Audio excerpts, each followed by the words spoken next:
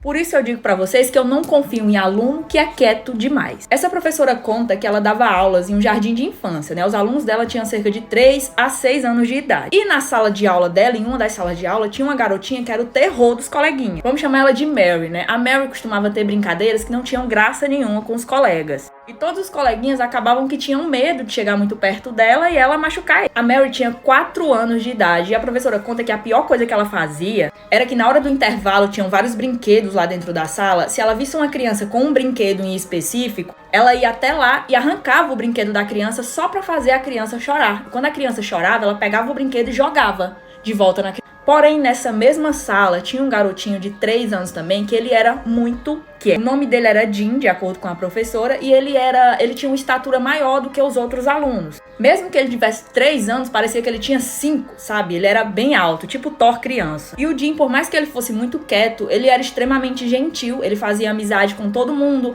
Se ele estivesse brincando com alguma coisa e outra criança pedisse, ele dava o brinquedo. Ele era gentil, era uma criança perfeita e muito quieto. Certa vez, em um desses intervalos, a Mary deu pra implicar com o Jim. Ele tava quieto no canto dele, ela ficava pegando os brinquedos e jogando nele. E quando a professora ia repreender a Mary, ele só falava, não, tudo bem, não aconteceu nada, tudo bem, com um sorriso, muito gentil. Só que o que é que acontece? No meio desses brinquedos, tinha aqueles carrinhos que as crianças andam dentro do shopping, aqueles carrinhos automáticos, pois é. E toda vez era uma briga pra saber qual criança que ia andar naquele carrinho automático. Naquela vez, o Jim insistiu e foi andar no carrinho automático, só que a Mary tava implicando muito com ele. E nisso que ela tava implicando muito com ele, ela começou a gritar, falando que era a vez dela de andar no carrinho e que ele não merecia andar no carrinho porque ele já tinha brincado com todos os outros brinquedos. E quando ele não deu ouvidos a ela, continuou dentro do carrinho, ela começou a pegar os brinquedos e jogar em direção a ele. A professora ficou só assistindo, né? Obviamente repreendendo a Mary, porque ela sabia que não ia acontecer nada com ela, porque o Jim era muito calmo, então se você batesse nele, ele não ia revidar. Pelo menos era o que ela achava, porque em dado momento, o Jim simplesmente pegou o carrinho automático que ele estava dentro, sim, um carro de brinquedo que praticamente tem o mesmo peso que ele, levantou nos braços e jogou com toda a força